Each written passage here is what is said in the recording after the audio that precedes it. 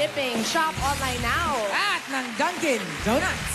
Napabilib na tayo ng good vibes sa performance ng EB Babes. Kasama pa ang mga music hero guest judges na sina former Freestyle member Miss Jinky Vidal. Hi, Jinky. And Mr. Acoustic Paolo Santos /dancer. Together with... Talagang may reputasyon na akong gano'n. Nakalimutan eh. Ako, draba. Yeah, and together with our drums hero, Zach Alcacid, back there in the drums. And the newest member of the squad, violin hero, Gino Lapitigan. Pati si Dabarkads. Falling ang makakasama natin. Parang penapol yun ah. Ikaw to. Ang makakasama natin pumili ng winning music hero for today. And for today, girl power ang labanan ng mga acoustic guitar heroes gusto ko yan. sa ating EB stage. Kilalanin na natin sila. Ito na, from Malabon City, 16-year-old Megan Valeriano.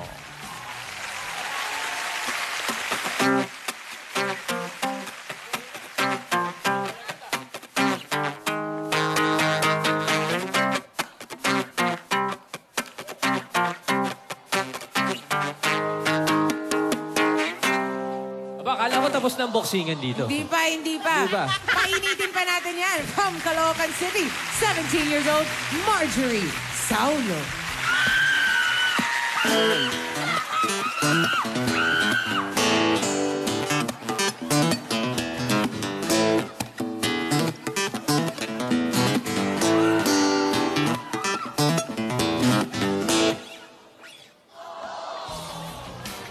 Ibang klase rin naman yung kasama ni Saulo, ano?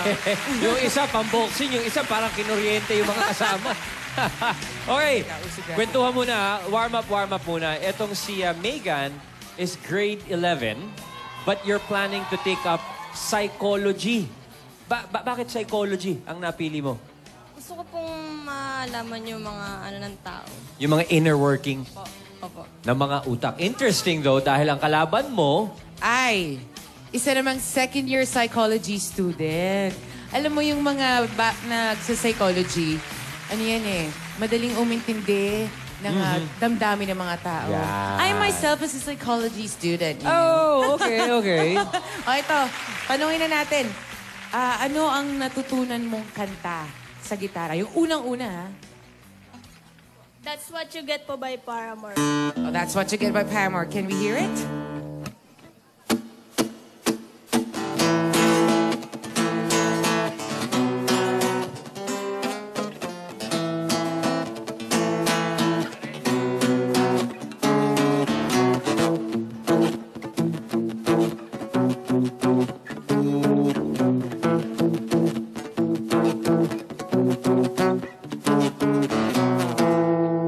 There you go. From Paramore.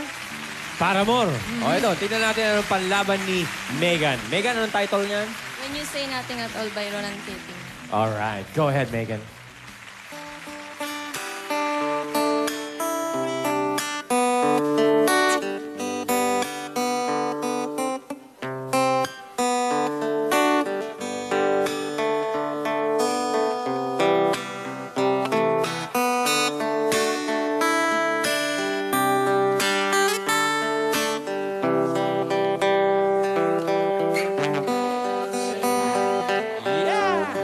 Ronan Keating. Old school, ha? Oo. 90s yun, di ba? Tama ba? Mga gano'n, banda. Sa pagkakakwento lang sa akin, ha? Parang hindi naabutan. Pero ito yung inabot ko. Dati kasi, si Mr. Paulo Santos, usong-uso na nangaharana. Diba? Actually, naka-witness ako Parang niyan. last week lang yun. Hindi Last naman week, dati. Oo, yun. mga ano yan eh. Para last month. Oo. Okay din tayo. 25 ka na. di ba? Yeah. Haranahan Sumanda pa eh. ako sa'yo. Ang hirap pa paniwala. Usually kasi, ang hinaharana, mga babae. Pero ngayon kasi, medyo unique yung situation natin. Babae Ang may hawak ng gitara Oo. ngayon. Kung kayo ang haharanahin, ikaw, Megan, kung ikaw ang haharanahin, ano yung gusto mong tugtugin para sa'yo? Buko po by Jareline. Aba, Buko? sige nga. Baba. Sige nga. Buko. Really buko. Buko. Buko, like Nakokonat. yes. Okay.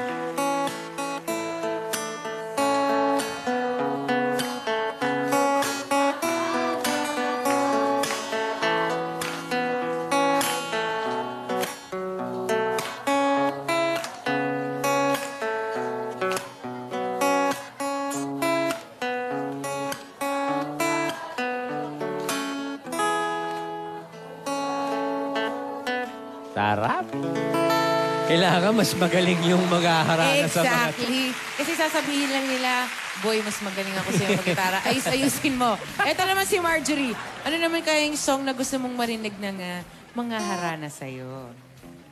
Ah, sige, tugtugin mo na muna. Tingnan natin. Ah.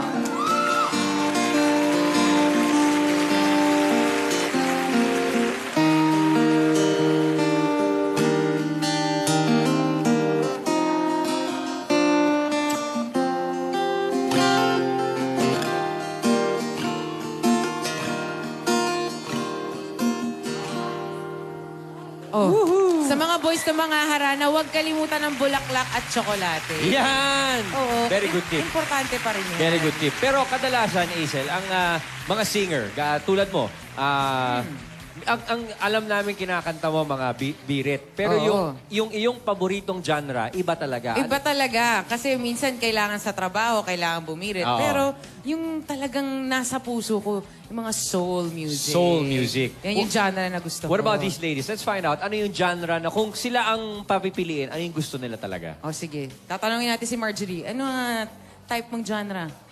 Madalas ko pong tinutugtog is pop. Ah, pop.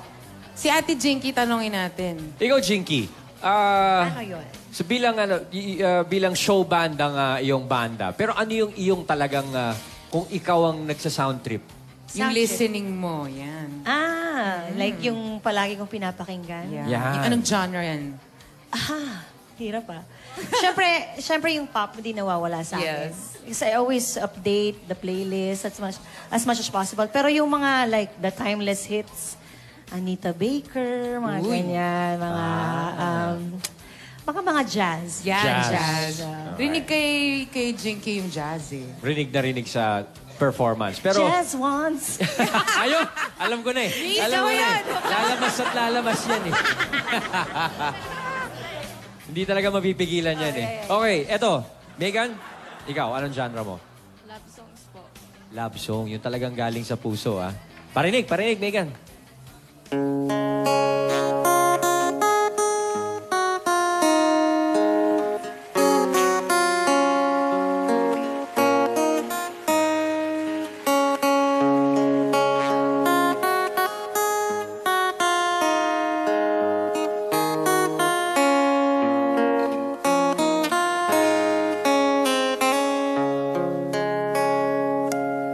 Makabagbag damdam. Oh, Marjorie, yung pop genre mo naman. Let's hear it.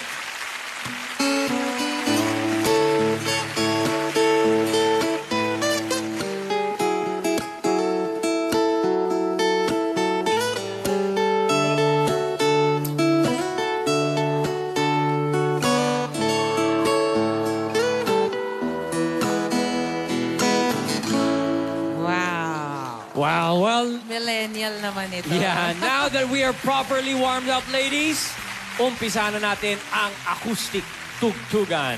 Here's 16-year-old acoustic guitar hero ng Malabon, Megan Valeriano.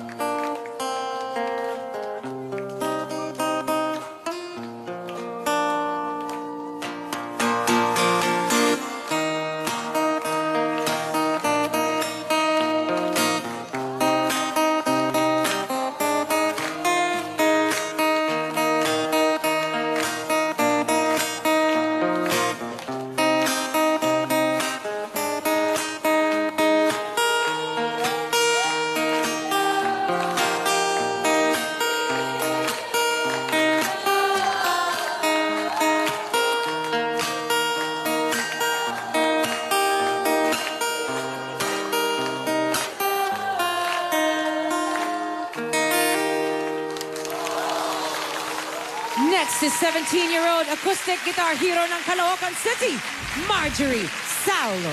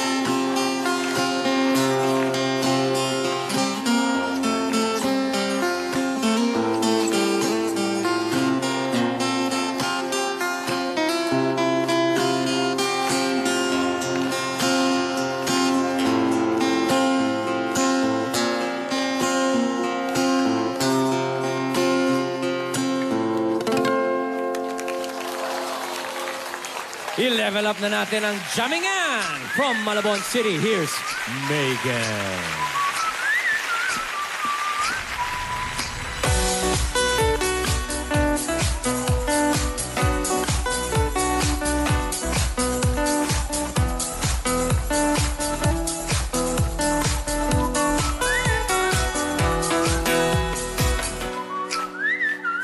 From Caloocan City, here's Marjorie.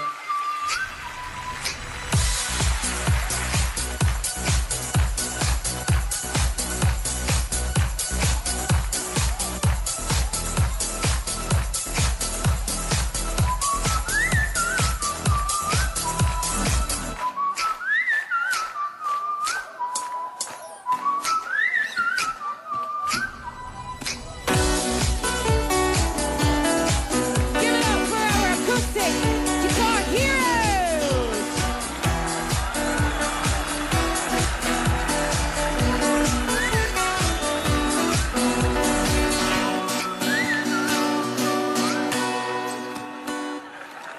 Alrighty!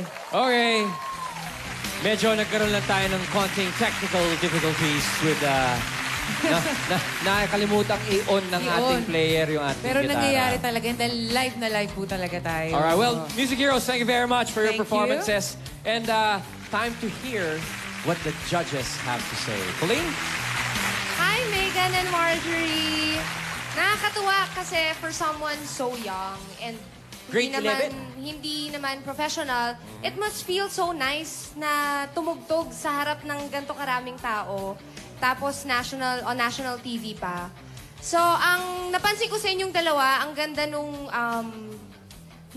range ng alam nyo sa mga kanta.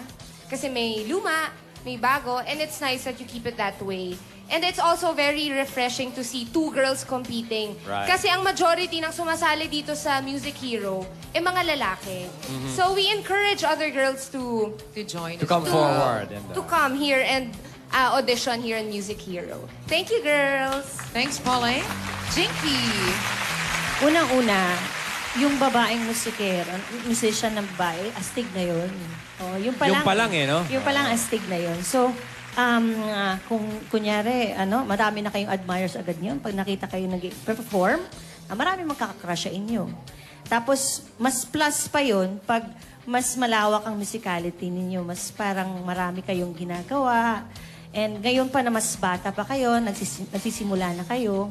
So, as you grow older, nagmamature ang pagtugtog, ang listening nyo nagmamature. So, nakakatuwa kasi, bata niyo ba? Sarap niyo pakinggan. Yun lang. Thank you very much, Jinky. Paolo, ano sa palagay mo? Hello, good afternoon sa inyong dalawa. Galing. Maganda kasi na parang inabsorb nyo yung pyesa para maging sa inyo. Nagkaroon ng identity, no? Like in my case, marami kasing akala ako'y sumulat nung Moonlight Over Paris eh. Hiniram ko lang po yun. Pero Hiniram ko ikaw lang ang yun. nagpasikat. Pero ako yung nagpasikat. Excuse me. Brad, sa'yo. Nabayaran ko lahat ng utang ko dahil... Bayad ka? Bayad. Ano siya, international talaga siya. 1988 siya, it was written by a guy named Peter Mayer na in-email ko pa para hiramin ko yung kanta. Okay. But I adapted it. Yun ang gusto kong makita from both of you. Which lumabas naman siya eh. Nakita naman eh. No, it's just a question right now between the two. Yung kamukha sa category natin, yung mastery ng instrumento. Number 1 yun, di ba? Yes. Second, yung maraming elements yan eh. Yung tempo, yung apinasyon, which is kung sintonado or hindi. So, very important yun eh. So, siguro sa akin, na just being honest, no, yung si Megan is more, parang mas precise siya. Okay. Pero Sapul. si Marjorie naman, mas artist eh. Mas Oh. malawak siya. Right. So, it's going to be a very difficult choice between yung musical style o yung Precision. mastery. Precision. Oo. Kasi kung ako masusunod, gusto ko pareho kayong mag-move on, manalo. Pero unfortunately, isa lang eh. So, I guess, it's more important na you adapt your own and be a master of your instrument muna bago tayo mag-progress sa mas malawak. Yeah. And be better each day, ano? Correct. Thank you, Paolo. Thank you, judges. Ako, mamaya, makikilala na natin ang panalong acoustic guitar hero for today. At sa mga Dabarkads mula Batanes hanggang Halo, kung kayo ay 19 years old or below at may galing sa pagtugtog ng kahit na anong musical instrument, isend ang inyong audition video kasama ang inyong contact details sa musichero.eatbulaga@gmail.com. At ang maganda dyan, saan man kayo galing, sagot na ng Eat Bulaga ang pamasahe ninyo. Libreng-libre yan. At marami pang magpapa-happy ng Monday ninyo sa pagbabalik ng Eat Bulaga!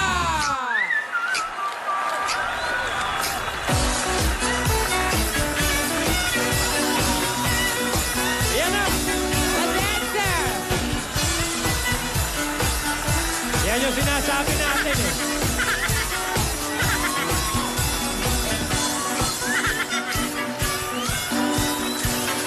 Hindi niya matatanggal.